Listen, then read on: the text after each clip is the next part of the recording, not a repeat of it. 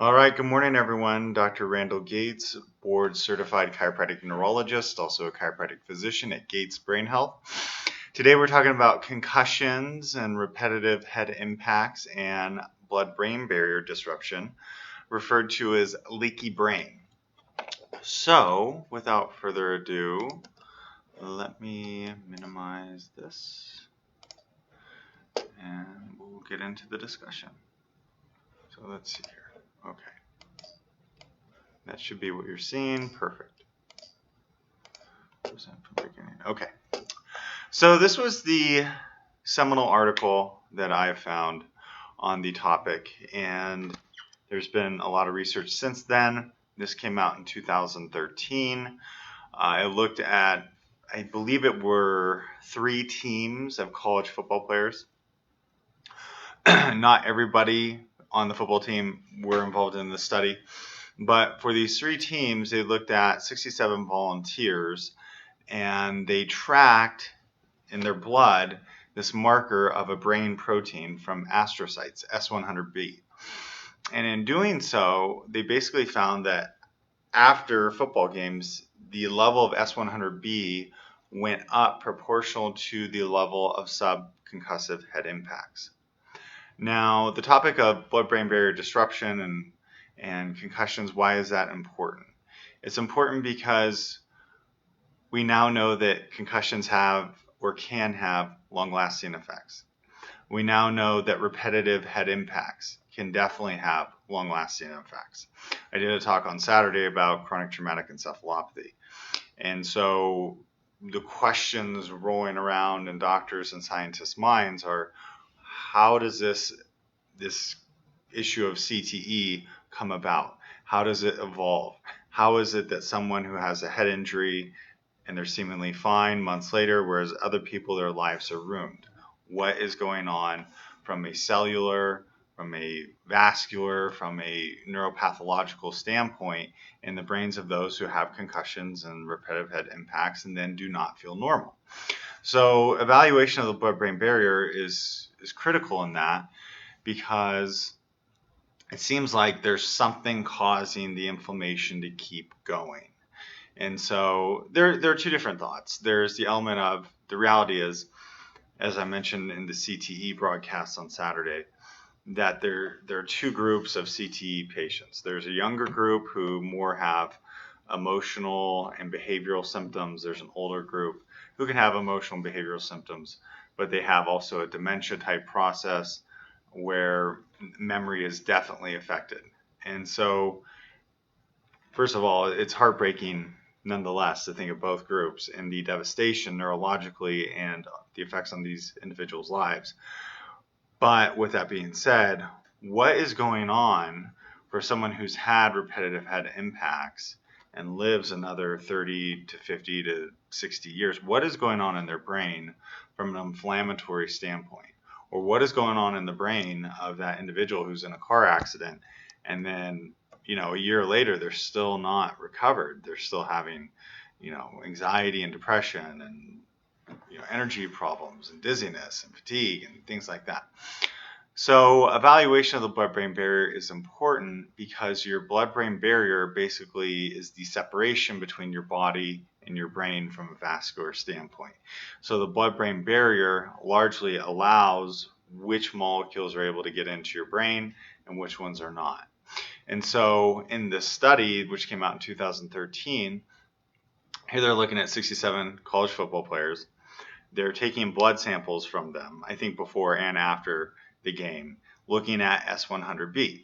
And they see that the S100B, which is an astrocytic protein, astrocytes in the brain, this astrocytic protein is then going up considerably in those who had the subconcussive head impacts. How did they know that? They monitored each individual basically throughout the game with, videoing them, seeing which ones had more subconcussive head impacts. And then it correlates perfectly with the S100B. So that's significant. And then the significance kept extending farther, because they then found that those with high S100B levels, which I think will be here, developed autoantibodies to S100B. So not only was this astrocytic protein now, which is a brain protein, now floating around in their blood, they see that the immune system is now attacking this S100B in these individuals who have it high. So that's interesting. So now we have like an autoimmune response developing in these football players who didn't have concussions. They had subconcussive head impacts. We're finding the repetitive head impacts can be as significant and maybe even more significant for the development of chronic traumatic encephalopathy. I shouldn't say more significant, but they can be seemingly as significant as concussions, what we call a concussion, for the development of CTE. So now there's proteins in the blood, now we have autoantibodies, and then the other disturbing aspect of what they found is that now we're finding that these antibodies to S100B attack other neuronal proteins. That's what this slide is showing. So they weren't able to go into their brain and cut out a piece of their brain and see if it attacks it, but they had other brain tissue that they're then able to say, inject the antibodies onto the specimen, and they see that the antibodies are now reacting with other neuronal epitopes, as they're termed. So that's pretty significant. So this slide basically summarizes everything I said.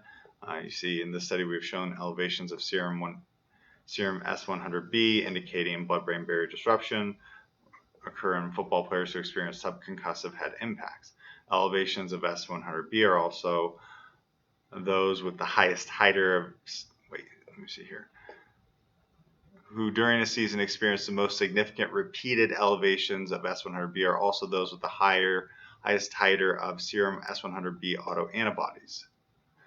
And they go on to say, in addition, we were able to correlate these findings to functional and imaging data, both demonstrating that serum autoantibodies may be related to DTI and cognitive changes. So that's something I didn't mention. So in the study, some of the football players also had diffusion tensor imaging, which go back and watch my broadcasts on brain imaging for concussion. Diffusion tensor imaging looks at the white matter tracts of the brain. And so they then saw that these antibodies to S100B correlate with the findings of those who have most disruption on their diffusion tensor imaging, indicating that there's axonal damage, and perhaps this axonal damage is continuing, or let's say not repairing itself because of this autoantibody response. So our data, this is what they're saying, our data interpretation hinges on the notion that elevations of S100B we measured in players with the most subconcussive head impacts indicate blood-brain barrier disruption, period. So a lot of you have heard me talk about the gastrointestinal barrier. Barrier integrity is very important.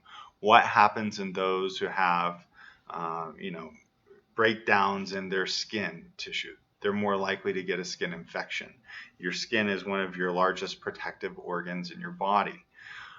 So if you have a breakdown in your gastrointestinal barrier, what happens? It seems that is associated with things like type 2 diabetes, metabolic syndrome, several, if not most, autoimmune diseases.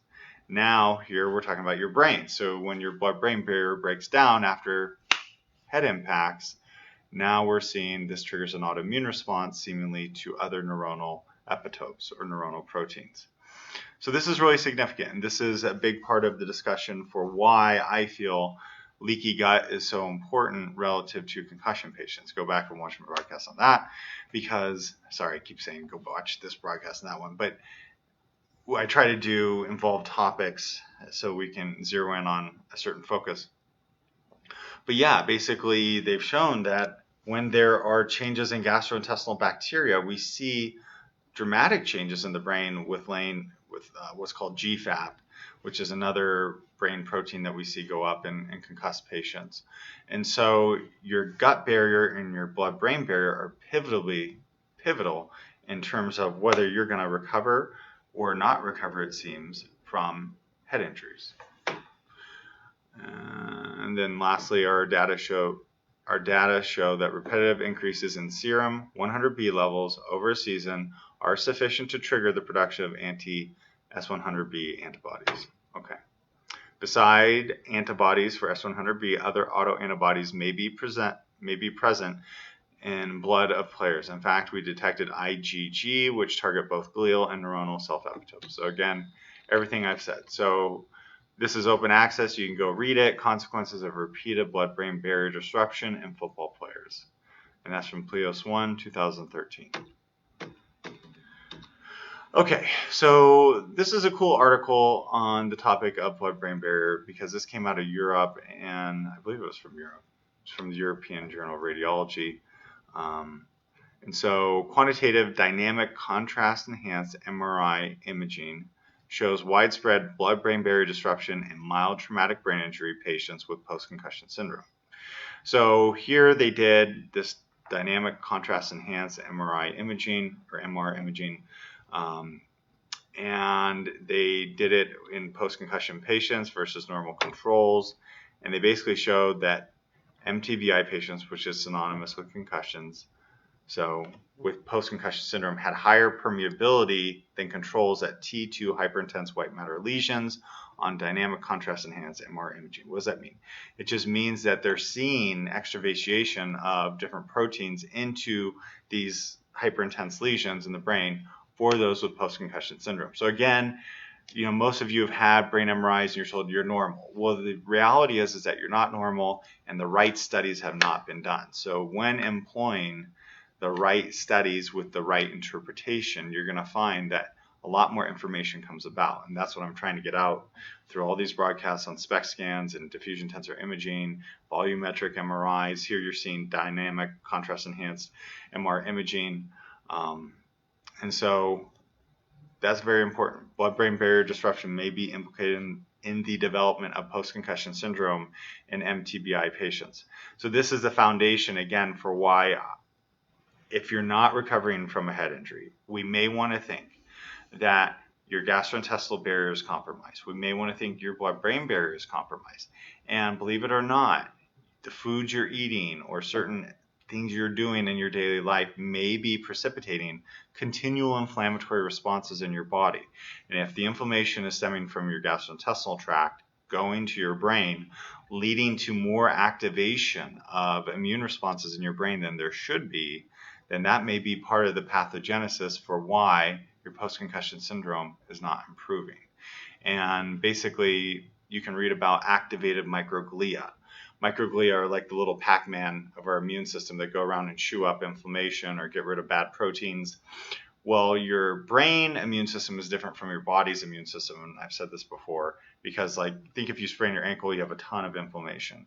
If you have a brain injury, you don't want that degree of inflammation in the brain because the brain is in a closed compartment. So, and we can't have swelling like that. And as you know, if you do have swelling, then that can lead to death, which is why most concussion patients ultimately get some sort of imaging of their brain to make sure there's no bleeding or swelling going on. So, with that being said, basically, you know, if you're eating certain foods, if you have a bad diet that's affecting your microbiome, and you may change your diet and not see immediate changes. I get a lot of comments on this. It may take months to change your microbiome. But the point is that this is a very important topic for leading to perpetual activation of your microglia in your brain, not allowing the inflammation to go down, not allowing your mitochondria to fully heal, not allowing for the vascular responses to re-regulate, so that when you're using your frontal lobes and you're studying or you're reading, that you're able to absorb and retain the information. So, hopefully you got all that. Let me know if you have any questions. And that is the talk on blood-brain barrier disruption and concussions. And I think that's it. And good morning to everyone who joined. And then well, that's a good question. How long do the antibodies and S100B remain in the blood after injuries? I can't say that I can give you a definitive answer on that, but I can look that up. So that's a great question. Great question. Great to see everyone joining, even from the UK. Awesome. In Southern Nevada, love it. So have a wonderful Wednesday, everyone. I'll be back on Saturday with another broadcast, and we'll go from there. Okay.